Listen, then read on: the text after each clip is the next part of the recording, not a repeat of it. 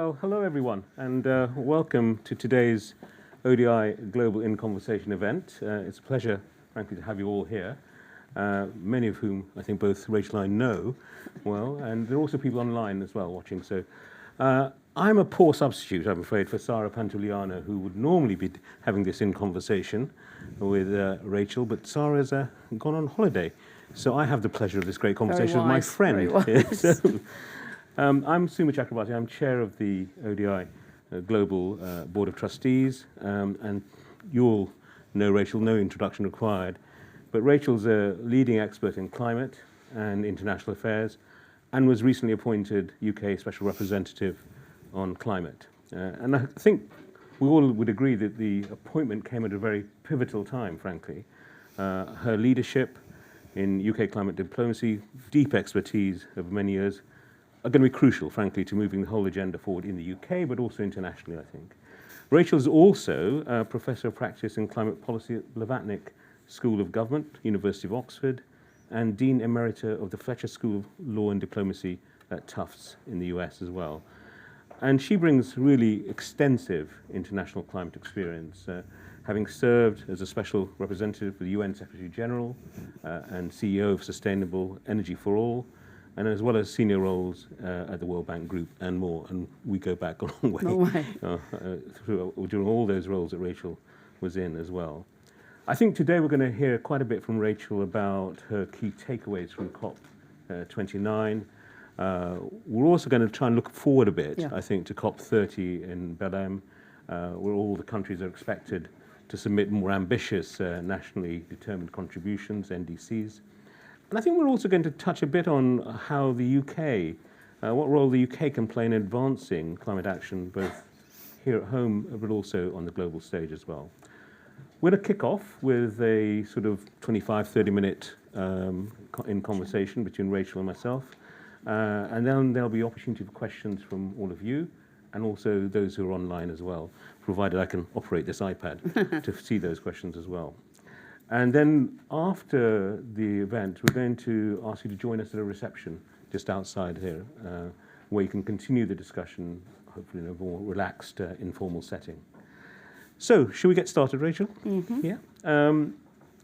So, heading into Baku and COP29, a lot of the attention was on that new acronym for me, NCQG, the new collective quantified goal for climate finance. And we know, those of us who followed it, that the $300 billion goal was reached in the end, but only after some quite dramatic events, walkouts, intense negotiations.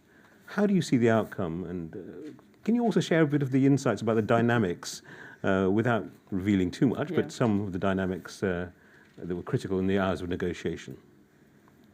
Well, first of all, thank you very much, Suma, for having me. It's always lovely to be at ODI. I stepped down as a trustee of ODI when I took on this job, which was one of the sadder parts of the transition. And it's nice to see everybody in the audience. And I'm going to embarrass somebody deliberately now, because she was formerly a trustee of ODI, and for 30 years she's mentored me and been my friend, which is Anne Grant. So there you are. I told you I'd embarrass her. So so everything that's I've done wrong, blame Anne. No. So Baku. So going in, I think it's one of the COPs are, as Ed Miliband and others have said, there's always a cup half full, cup half empty interpretation of a COP. But I think going in, there was all kinds of sort of managed expectations as well. There were, I think, question marks over the bandwidth and depth of the processes the presidency had put in place.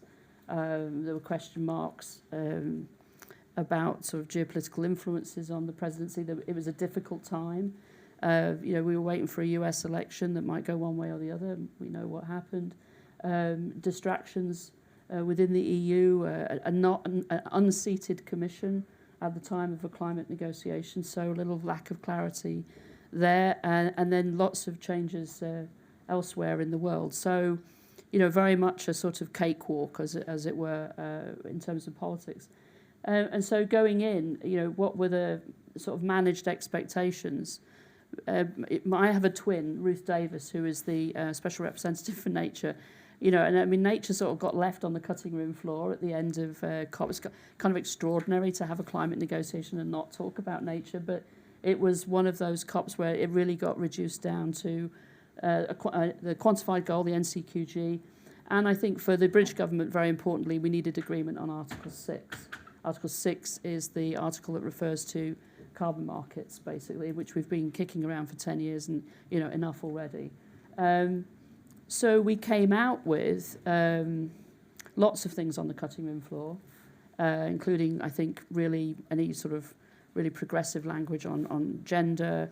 I think, even on adaptation, there were some steps forward, but not. There was a pitched battle around language, around mitigation and the implementation of what we agreed in Dubai last year, which goes to the way in which we're going to transition away from fossil fuels. And I'll come back to that because I think there's something to learn from that going forward. But on the NCQG, so the 100 billion, so way back when in Copenhagen, and then ratified sort of in Paris, as it were, we agreed that there'd be this 100 billion goal that would be transferred from developed countries to developing countries, every year by 2020. We kind of blew through that time frame, but there was a constructive ambiguity in that number that was plucked out of the air. I mean, that wasn't a science-based or evidence-based number. Depending on which side of the Atlantic you live on, it was either Hillary Clinton or Gordon Brown, and it appeared, and it was 100 billion. And so that constructive ambiguity was around what kinds of finance, who counts it, how we know when we've reached it, all of that kind of thing. And so one obvious thing that happens in a negotiation is that you extrapolate out from that. And so, okay, well, building on the 100 billion, and with that constructive ambiguity, how far can we get, right? And I think a lot of countries went into the negotiations sort of building off the 100 billion, right?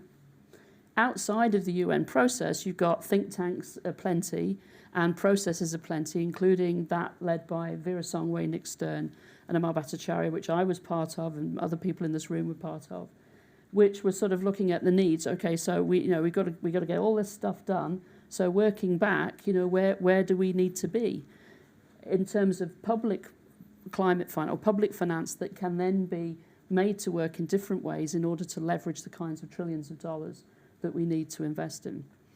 And I think it is interesting for us as we go forward, especially because we agreed that there would be some kind of roadmap between now and Belem. For those who don't know how to turn at least 300 billion into 1.3 trillion, is why more countries didn't come into the negotiation having gone through the thought process that was happening in the think tanks and the other advisory bodies and in the G20 and elsewhere. The developing countries, developing world had argued for loudly, right, for a long time. This was not a 3-month process, this was a 3-year process, which I kind of joined in the last 6 weeks, right, because I only came into post at that time. But for years, the developing world has been extremely upset that the developed world wasn't engaging with this problem properly. And I think that, the developed world thought that it was in the G7, in the G20, and all these other places, the IMF, MDB reform, blah, blah, blah, blah. But, not necessarily in the UN structure. But I think that it was true that when we got there, not enough countries came having done their arithmetic. Not enough countries came really understanding what we needed to talk about in terms of the public money, where the public money would come from, what the role of the MDBs would be, where the capital is already deployed, how that capital actually accumulates, how we can use it to leverage private investment. And not enough negotiators are comfortable or familiar enough with that world. And I think that there are many reasons why we came out at 300 billion, none of them scientific, right? But, it does strike me sort of 2 to 3 weeks away now, really reflecting on it, that we were on the wrong approach path to get to a bigger number.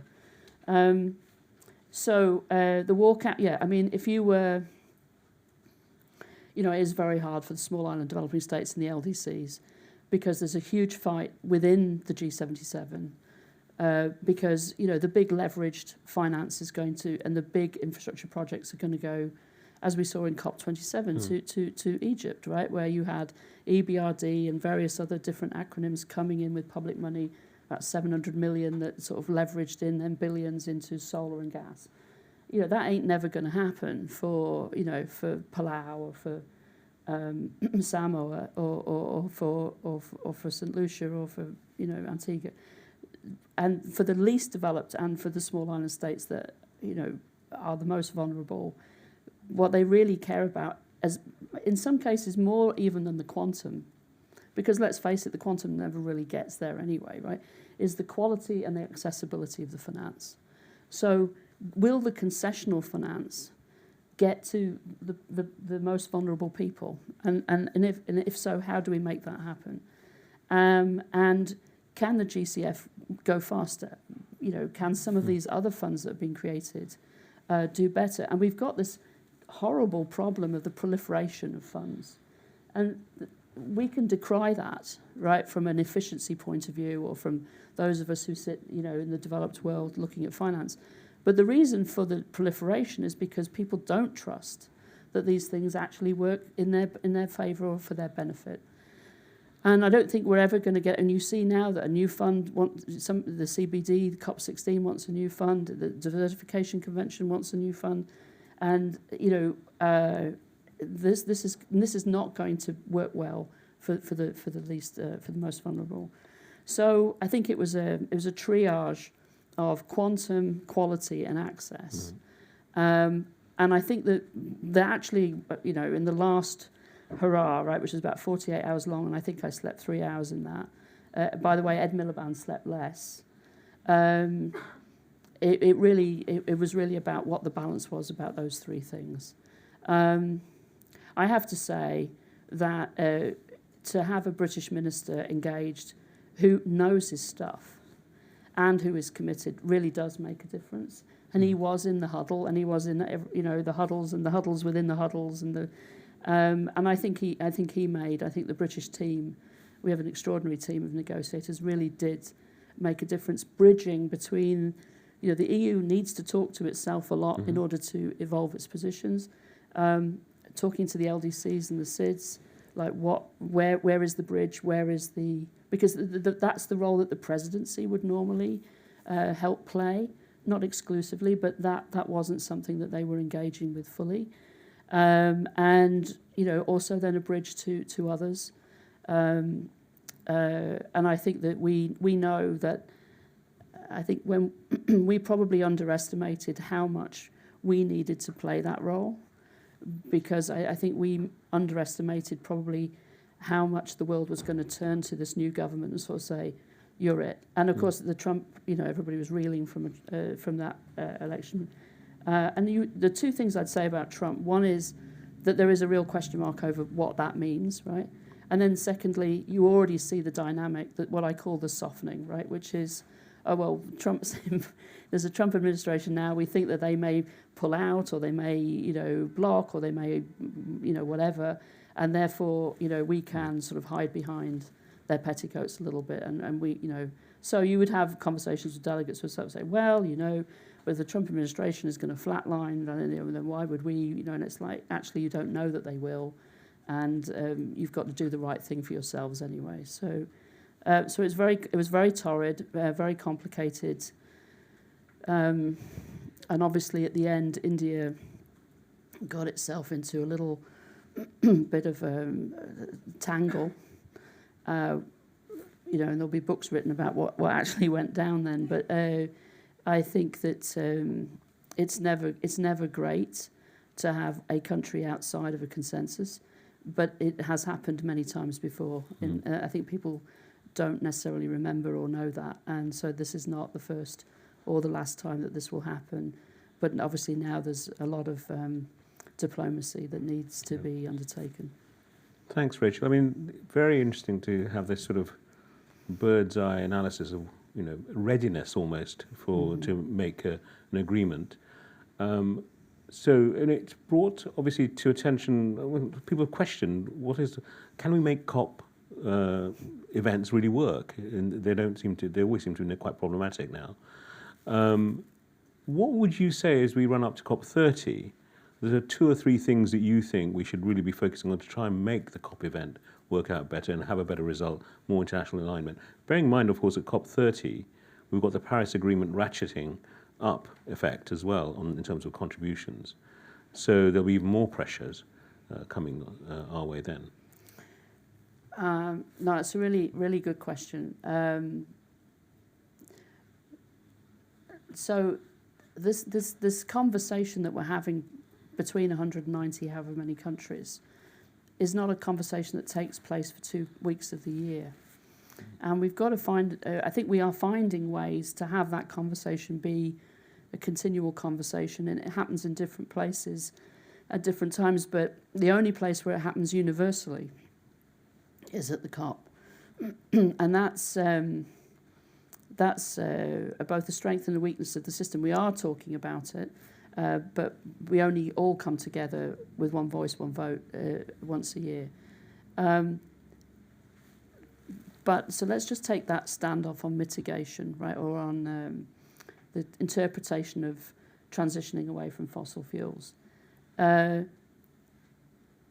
it's very oppositional inside the COP, right?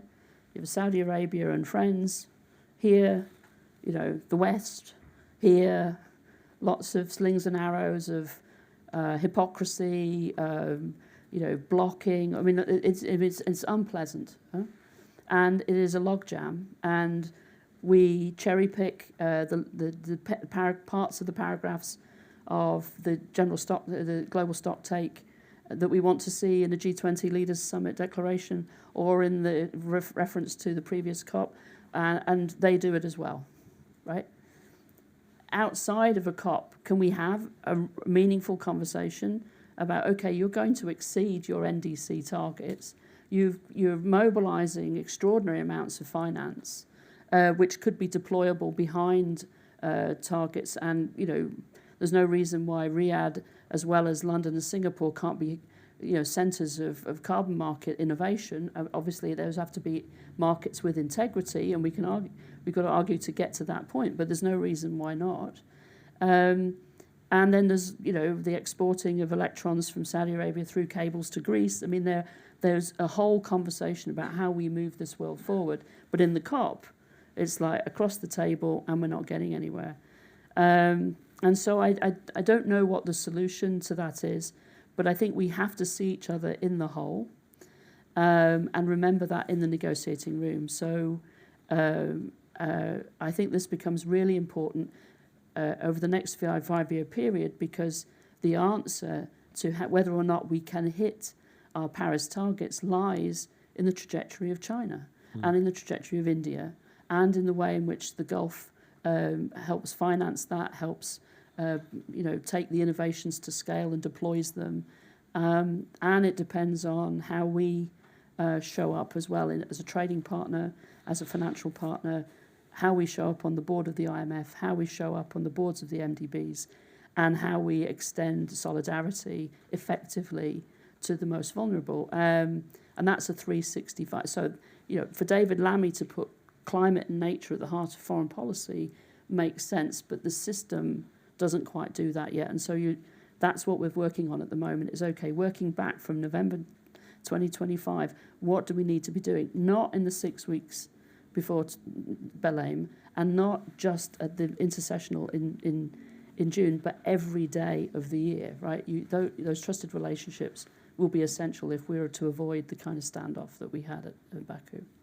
It's a lot of work, hard work to do on that. Yeah, climate comes into the mainstream. It's not some kind of boutique diplomatic thing. And that sort of brings me to a question about the role of a special representative like you, because you have this international role, clearly, but you also have a role within the UK government in a way to try and bring departments, ministries together, and not just the obvious ones, but also the Treasury as well. Can you tell us a bit about the role? I mean, I wondered actually if there's a collective noun for special representatives, special envoys, but you obviously have a whole network of people that you work with in similar roles. Yes. And then each of you is trying to actually push your own governments also to come up with good solutions. Yeah. And now we have a new government here, quite radical about this agenda. It's one of the 5 missions. It really wants to push ahead with it. Yeah. The civil service needs to respond, and I'm sure there are some struggles there. But how do you, as a special envoy, push the system as a whole to not just the Ed Miliband and not just David Lammy, but the whole of the system to respond? Well, to be fair, we're figuring that out, Ruth and I, at the moment, because there have been climate envoys before, but differently appointed and differently situated in the system. There's never been a nature envoy before. No. So part of this is figuring it out. But, you know, I'm also a stranger in my own country because I haven't lived here for so long. And so the first few days I was getting all these emails and there was XWH. I'm like, what? What is XWH? Is that an airport, you know, somewhere that I've never heard of? Anyway, I was like, oh no, that's across Whitehall. I was like, oh. Anyway, I now love XWH because that is a big part of the role, right? And the role is not just, in my case, DESNES and FCDO, but is HMT, Treasury, and the Cabinet Office and the Prime Minister's Office as well, because we're G7, G20, you know, COP, domestic priorities, and then how we pay for all of this. And so I think that you know, over the life of this Parliament, if we think about the finance issues, which I will concentrate a large part of my role on, there is the question of what we do with our ODA. There is the question of what we do with the climate finance commitment there, and what objectives we want for that going forward. But there are also questions about, well, and this is very clear in Bridgetown 1, 2, and 3, very clear in the context of these climate negotiations where, the developing world is talking about, well, we want debt sustainability movement. We need to have a better common framework. We need this. We need that. We need the other. That what Treasury's stance is on some of these solidarity levies, etc. This government has already changed its position on the IMO shipping levy, and that's one thing to change the position. Then we've got to carry it over the line in March and April when this gets negotiated. Well, what about the other ones? And then what about sort of building that leadership coalition? At the moment, that's being led by France, Kenya, Colombia, others. So where's that leadership group? The US has now exited stage left for a little bit on some of the creativity needed to move up. We'll move to a greater speed on liquidity stress and issues that we could do for those countries, what we can do on debt service. There was some very creative work being done by Janet Yellen's team. Who's going to take up the mantle of that?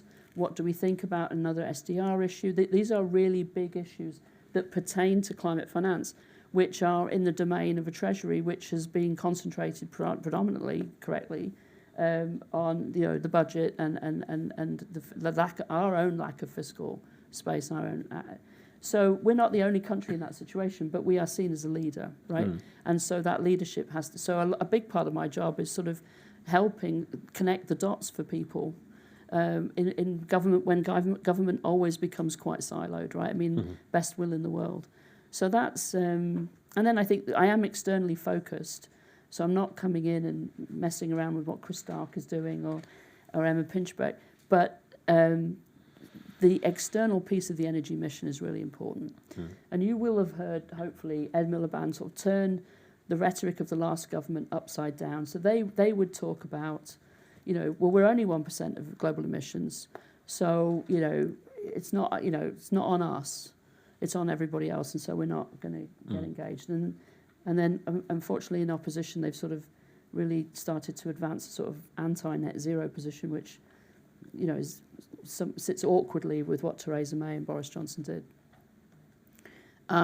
what the Secretary of State says now is like, because we're only 1% of emissions, I mean, first of all, we've got to zero that out, but what we've got to do is engage with the world, because those 99% of emissions are going to have a detrimental effect on our own energy security, on our own ability to meet the energy needs of British people, and by the way, we can help, because we've got some things that work well. I mean, National Grid knows how to do demand-side management better than most grids in the world. That technical cooperation which exists and is really important can grow, right? And so, to be in solidarity with the rest of the world when you've only got one planet, right, makes a lot of sense. And it is, in some ways, the easier way to achieve the objective. So I think, there's not a lot of space to have that conversation politically in this country at the moment. Hopefully we'll start to be able to expand that space. But I'm very excited by, the ability to bring the city in. There's all kinds of innovation going on at London Stock Exchange. We can do so much more on a systematic basis. We started talking about some of that over the last few weeks. And so that link between the domestic mission and the international sort of engagement is very clear, I think, in our minds, and we've got to do more to explain that. I think it's very true. I mean, you have more power, more leverage internationally if you can show at home that you're doing the stuff. And as you know, I mean, when Ed Miliband announced this push on decarbonising the grid here by 2030, there was quite a lot of people who said, oh, that's just impossible, as opposed to asking the question, what would it take to decarbonise the grid by 2030? So if you could just outline a couple of things that you think are quite radical that the government ought to be looking at in terms of helping to get to that target, because I'm sure this is going to come up in the policy reviews that are coming and the spending review as well. So, I mean, I think that one of the areas where the UK, under successive governments, has really slipped up is energy efficiency, right? And it's such an important part of the equation, and it always gets overlooked because people always like to talk about the big shiny things that they're building, and energy efficiency has always suffered a little bit as being sort of a rather drab issue, but it's actually very exciting. And I think we're a little constrained in sort of really pushing the energy efficiency discussion overseas, because it is one of those ones where, don't do as I say, do as I do, and we haven't done very well. So getting better on energy efficiency is good for us, but then I think we can engage also in that. I think the other piece of it is, if you look at the IEA figures, there's an extraordinary amount of energy which is being generated in the world that can't be used because the grids can't take it. So connecting the UK to the European, the connectors between us and Europe, the connectors between Ireland and us and Europe, these are fundamentally important. You've already heard the government talking about energy security coming from green energy, but our energy security also comes from being linked into the European pool. And there will be a conference in April on energy security between the IEA, hosted by us, but with the IEA. And I think that this becomes fundamentally important as you think about the future going out.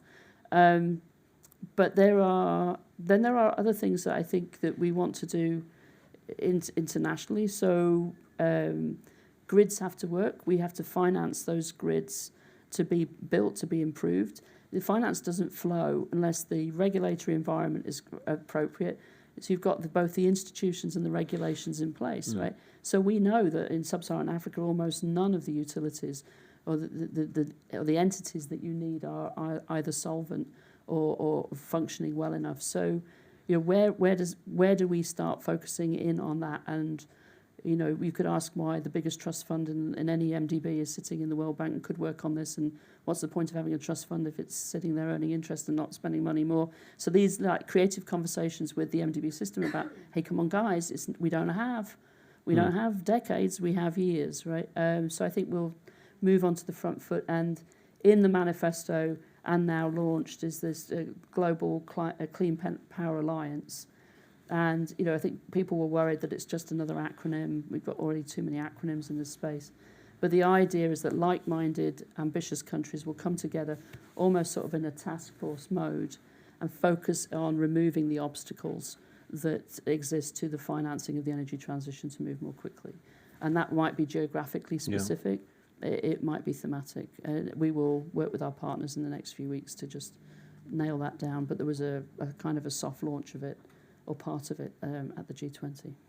Thanks, Rachel. I think it'll be very interesting to see in the next few months, particularly as you head in the UK government towards the spending review, spring, and then by June it'll be out. Mm-hmm. How much attention, not just public spending, but also policy-wise, is being given to achieving the mission here? I think it's quite a big test coming up, I think. I can say that for the next year, really, from Ruth and my perspective, it's finance, forests and energy. And there's a very big initiative under the Brazilian government, this Tropical Forest Fund, something like this, the 3 Fs, it's TFFF, excuse me. But, this is the last best chance to get a really big movement of financing around forests. And we need the decarbonisation that comes with that. And then energy is in there as a priority, and then the issues of finance. One last question before I open it up to questions from the audience. You alluded to this already. You said some of the politics, what used to be sort of a consensus sort of view about doing what we need to do on climate has now become quite adversarial, with some arguing that action on climate will come at the expense of jobs, of growth, and public services, and there'll be this tussle, no doubt, in the spending review over that to some extent. But you also see that internationally. You can see that that consensus somewhat broken down. How can you address that narrative about trade-offs, both domestically and internationally, in your role? I think by talking about what it's really about, which is investment and growth, right? That it just happens. It just will be green going forward, or clean. No country is sitting, looking at this alphabet soup, acronym city of climate and development finance. Pots of money and policies and plans they're supposed to produce and blah blah blah. They're sitting there thinking, how am I going to manage the fact that I've got no fiscal headroom? I've got, youth unemployment at this rate. I've got electricity penetration at this rate. I've got, a totally unresilient water system. It's getting hotter, and I've had 2 crop failures in this. That's what they're looking at, right? And so really, we have to take away the transaction cost of the way that the development system and the climate system, copying it, have set themselves up. Now, that's not easy to do, and there's plenty of sort of blame to spread around for how did we get to this point. But I think that there's a reckoning that we have to sort of just acknowledge and then move forward in a more sort of fluent way. Yeah. The other thing I would say is put yourself in sort of the other's feet. We this applies to most of the G7 and sort of the OECD countries, but let's just talk about the UK, right? We have talked at people and not really listened for a while. We weren't in solidarity with people sufficiently after COVID. We pivoted to gas after Russia invaded Ukraine, and we suddenly were running around the world looking for other people's gas, and we can pay more than they can pay, right?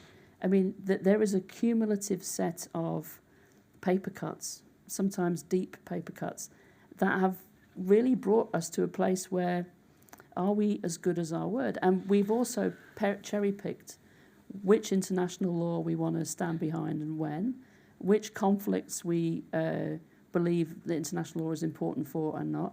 And you sit in a climate negotiation, and it's they know that you know that they know that you know, right? And I think that the only way to move past that, because we've got no time, is what David Lammy talks about, which is, listen more and talk less, and understand that nature and climate will actually transform our relationship. with the global south, because they're the hyperpowers in renewable energy. They are the hyperpowers in nature. That we mowed ours down, right, or paved over it. So I think that that's not going to be something that happens overnight. But I think even just acknowledging that we can change relationships, and that we've got to work our way back to being a trusted partner, I think sets a different tone. Okay, thanks very much, Rachel. So let's open it up to questions from the audience here and online. If you could just tell us your name and any organisation you represent, that would be really helpful. Rachel, would it be okay if we take 2 or 3 questions at a time? And then, I'll keep my answers short. Yeah, and then we can get as many people in as we can. So who'd like to come first? You've got a mic, Tegan. Thank you, Rachel. That was brilliant. Ed Davey, WRI. What's the best outcome then for Belem, and how multilaterally or plurilaterally do we all make it happen? And in the UK, how do we open the political space for the PM and the Chancellor and everyone to play their full part in landing that outcome? Thanks. Okay. Another question. Yes. In this row behind you. Thank you, Mariana from Christian Aid. Indeed, you mentioned the lack of fiscal space and the need for the creativity and ways to deal with a debt crisis or liquidity, etc. Yeah. Would be really interesting to hear more on your views in terms of connecting the dots between climate and development, and especially the role of taxation and the possible UK support for making polluters pay, for taxing the rich-like initiatives as a G20, and especially potentially change the UK position within the UN tax convention, and this is one of the 9 countries is still blocking progress on that UN space. It'd be great to hear your views. Thank you. Okay. Yes. At the front here. Hi, Victoria Seabrook from Sky News. Hello. Did you recover? Just about. Okay, well, slept a lot. In the last week, Azerbaijan has arrested 6 more journalists, continuing a spate of the last year. It still hasn't published its NDC. Is it back to usual in Baku? Is that surprising? And should it be any different for a country putting itself forward to be a leader? Thank you very much. Rachel, over to you. In whichever order you wish to answer those questions. So I actually didn't know about the journalists, so I'll mention that up the line. I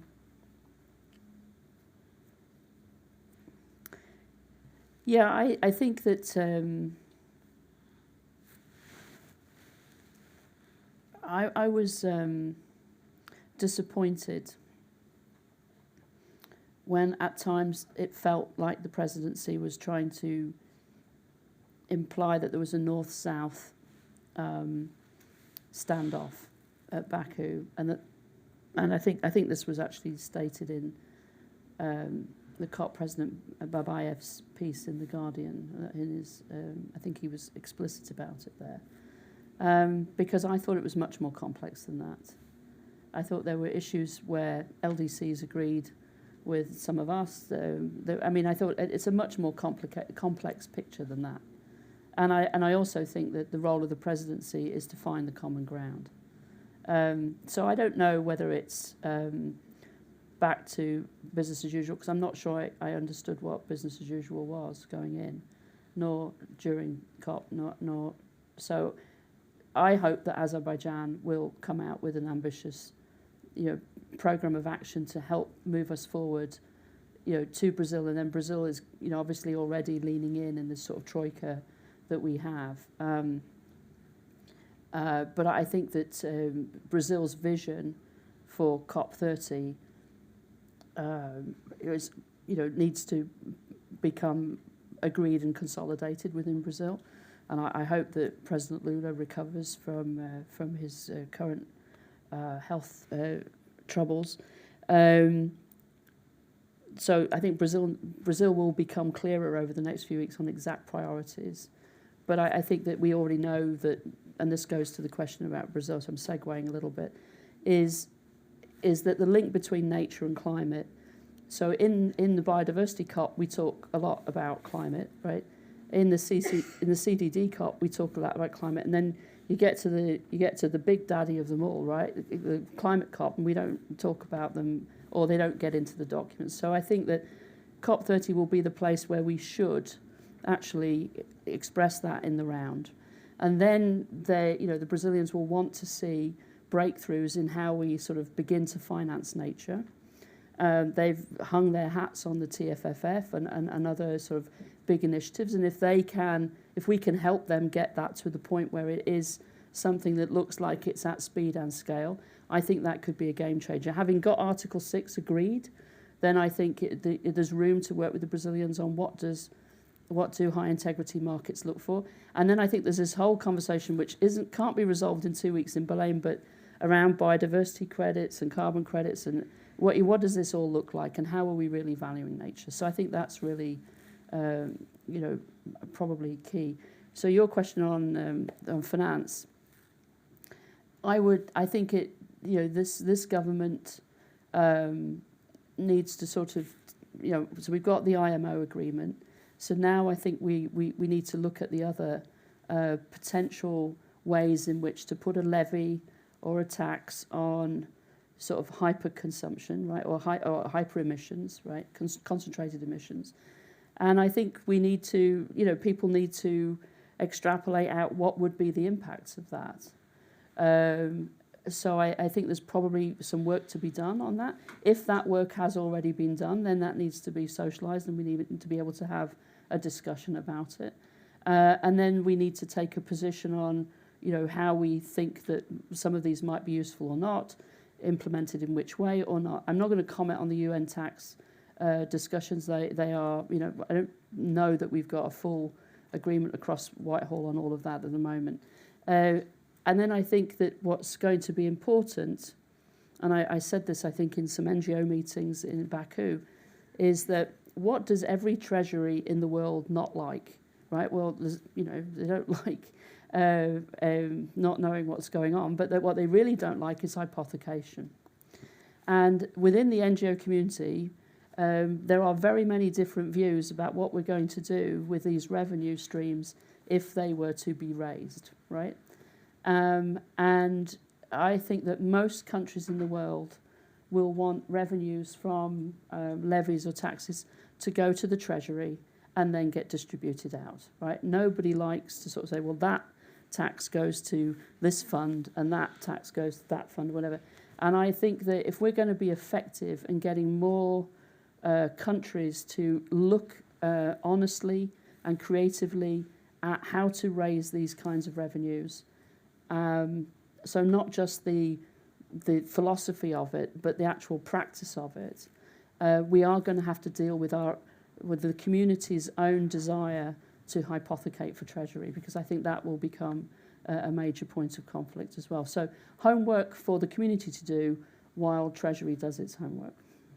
But this is clearly an issue across government that needs to be resolved. It's not just FCDO, but there are many departments of government that would have a stake in this. Indeed. Let me take a couple of questions, online questions.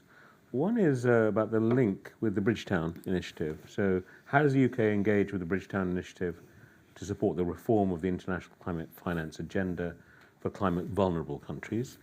That'd be one. And I think, let's take another one. I think this is from John Nordbo at CARE. Rachel mentioned the need to extend solidarity to the most vulnerable, but COP29 didn't deliver any plan for financing loss and damages, including the fund for responding to loss and damage. So how do you think this should be taken up in the run-up to COP30? Well, so the last question presupposes that the fund for loss and damage is the only way to be in solidarity, and I don't think that's correct. So I think that the loss and damage fund is important. The board met last week. Mm-hmm. First proper board meeting. I think it went very well. And in terms of just making sure that the fund is actually operational. And then there's going to be some pretty important conversations about what it does with its money and how that sits alongside other streams of financing for adaptation and things like that. And that's all got to be worked out.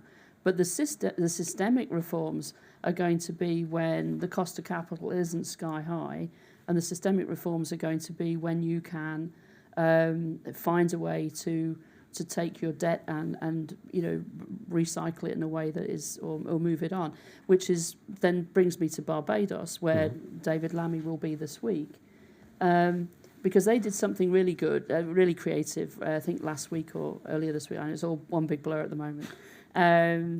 Which was they took $150 million of their debt and basically exchanged that for a loan on better terms, engineered by the Inter-American Development Bank, CBIC, Canada Bank for International Commerce or something, and then I think the GCF was involved, and maybe others. And that 150 million goes into resilient water infrastructure and resilient sewage infrastructure.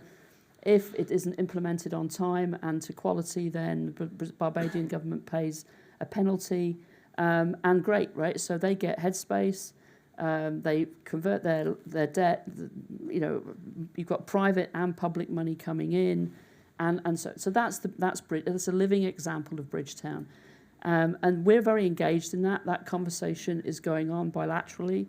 But I think Mia Mottley is very effective with both the Prime Minister and the Foreign Secretary, who she knows well for many years. And I think there is, at the political level, this government, it understands that Bridgetown is the way to go, right? So the question then is, how do we implement it? And so I think that's very much a part of the conversation that they're having this week. Did I forget? There was a second. No, I think you covered both, actually. Thanks very much. Let's take last three questions from the audience. I'll turn this. Yes, please. Yes, you're second and you're third, so pre-chosen. Thanks. Emily Wilkinson from ODI. I wonder if you would comment on, or you're concerned about the ICJ advisory opinion on state responsibility for climate change, the hearings of which are happening this week, and I guess the potential for increased climate litigation as a result. I know that's something that a lot of developing countries are sort of looking forward to, if there's kind of a clear advisory opinion. I wonder, and it is as a result, I think, and the significant interest and the amount of countries that are in The Hague is as a result of slow progress. On loss and damage finance in particular. Thanks, Emily. Thank you. Palita Clark, Financial Times. Rachel, I wanted to ask you about your views of the multilateral process for resolving environmental issues, just because in the wake of the biodiversity COP in Cali coming to a suboptimal conclusion, and then the plastics treaty in Busan doing something similar, Baku arguably actually not part of that, but who knows what's going to happen in the next 12 months. And understandably, that's led a lot of people to say that we should be moving more towards coalitions of the willing when it comes to tackling these issues. And I wonder if you think that that's a good idea, or is it a potentially dangerous one? And third question. Thank you. Catherine Nightingale from WaterAid. And maybe it's sort of, I suppose, a question that kind of builds on that to a certain extent, is that we did see some consensus in Baku around water and around the Baku water dialogue that kind of emerged from that as an aim of taking forward conversations between multilateral spaces in the COPs on water, and the challenge of how we retain a sort of focus and a commitment on one of the areas that arguably has seen some of the least progress, and yet is one of the main ways that communities around the world experience climate change. And I wondered what your view might be. I know you mentioned sort of finance, forests, and some of those initiatives that Brazil are taking forward, but what might be some of the ways that we can retain that progress on water and the focus that started at Baku, and how can we build on areas of consensus that do emerge out of perhaps a really challenging multilateral environment? So it's a great question on water. So I was actually at the One Water Summit in Riyadh and at the Desertification Convention last week. And what I really like is the report that came out of the Global Commission on the Economics of Water. And so I was, I'm like, the question is, how do we implement that then? And I have to say, like, I mean, people who know me well know that I am a constructive, vociferous critic of MDBs when they're not going fast enough. But I think that the World Bank's water strategy is actually good. So now we've got to implement it, right? So, but it was great to actually see a World Bank president get up and talk coherently about a water agenda with ambition. I think there are all kinds of like really important issues where we need to come together as an international community, including sort of issues around aquifer on transboundaries and things. I mean, you start looking at water through that lens, it becomes very scary very quickly. So I think we've got a bit of a roadmap now, and so I can't work on everything, but I think this is a discussion. So as a partial answer, ICJ. So I think it was 3:30 this afternoon that the oral arguments were offered by the UK. I couldn't watch it because I was in other meetings. I read the draft of what I think the Attorney General was going to say. I don't know if it got changed overnight, but I can't believe the bulk of it was changed. I thought it was a quite extraordinary articulation of what Article 4 in Paris really meant. So I do urge you to go read it. That said, as a special representative on climate, I am very sensitive to the fact that I think Paris is more fragile now than it has been in the 9 years up to now. And I think we have a duty of care to the Paris Agreement in its up to its 10th anniversary. Why do I say that? Because rightly, you know, especially small island states and others are coming to the ICJ saying it's not working. Well, it's not working well enough, would be my personal sort of edit on that sentiment. And why is it not working? Not because of the Paris Agreement, which is what the Attorney General articulates in explaining what Article 4 can be understood to mean, but it doesn't work because member states have not done what they needed to do. Right. Park that. On the other end, you've got a number of countries that believe that the Paris Agreement, you know, is beginning to not work. Why? The opposite argument, because the Paris Agreement is beginning to lean in to their kitchen and start looking over their shoulders while they're making the soup. So they believe that the agreement in COP28 that we should transition away from fossil fuels means that the international community wants to come in and say, well, okay, in this NDC, are you transitioning quickly enough? No, we think you should do this. And they're like, wait, that's not what we agreed in Paris. What we agreed in Paris is to be nationally determined. So I'll determine.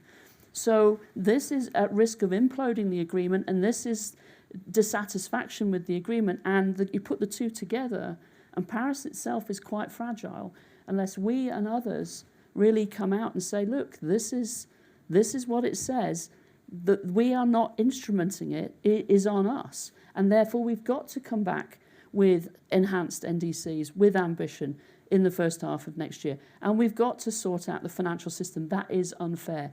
You know, starting now with alacrity, building on the MDB reform work, etc. So I think that this is where we're at the moment. And, you know, it's not for us to turn around to people who feel that this is not working for them and say, well, no, it is really. That's not what we're saying. But it's like, be careful what you wish for. The chances of renegotiating a Paris right now, a Paris 2.0, I mean, I don't see it. And there was a third question, which was... rise of coalitions of the willing. Yeah, so I've always been a huge advocate, as you probably know, of coalitions of the working. Not willing, working. Old-fashioned. Women, you know, rolling their sleeves up, getting it done. No, so I think that these have worked. These work to surface issues. They work to surface the interlinkages between issues. They work to surface to get sort of a flag in the sand, which then everybody's going to run towards. And they can also work to sort of galvanise and sort of encourage and cajole and things like that. What they don't work is, you know, there's a point when they stop working because everybody needs to agree. But I think that there are coalitions that are not working that need to be made to work, right? The G20 they've all got to come forward with ambitious NDCs, right? But there are I think, ways in which coalitions of the working do advance the agenda. And then there are some coalitions that, if they worked, would be game-changing. So if Indonesia, DRC and Brazil basically acted as if they are in stewardship of the vast majority of the tropical forests of the world, maybe add Guyana, and said, well, this is going to be the floor price on carbon, that would be game-changing. Now, I'm not saying that's going to happen, nor I'm certainly not saying that's the UK government's position, but I think we can see that strategic coalitions of the working might continue to have to be the way that we go. The other thing I would say is that the coalitions of the working are increasingly very mixed in terms of LDCs, middle-income countries, low middle-income countries, developed countries. The coalitions of the working are very disparate now, right? I mean, you've got Kenya and Barbados and France, on one issue. You've got the UK and Guyana on forests now. I mean, it's very much representative of a jumbled world, multipolar but also jumbled. However, at some points in time, you have to come together as everybody. And the cup half empty, cup half full story of Cali, the cup half empty is, well, we left, the quorum disappeared before we could agree the finance package. The cup half full piece is that 190 odd countries agreed that voluntarily but necessarily the pharmaceutical and other industries are going to start paying into a pot of money that's going to help us protect the forest. They also agreed that indigenous peoples would have rights and a voice that they have in no other Rio Trio convention. Getting 190 odd countries to talk about the value of nature is not easy. But then we can use coalitions of the working to just till the ground until we can move the whole forward. Rachel, thanks very much. Let me finish with one question from me, which is, in your work on MDB reform, you were a member of the G20 Independent Experts Group, the Summers Singh report that came out it's over a year ago. Yeah. Climate featured very heavily in that, in terms of what we need to do in terms of taking more risk, more finance, the way the organizations operate. Do you think the MDBs are a coalition of the working? 15 months on. Suma, yes and no. Extraordinary innovation.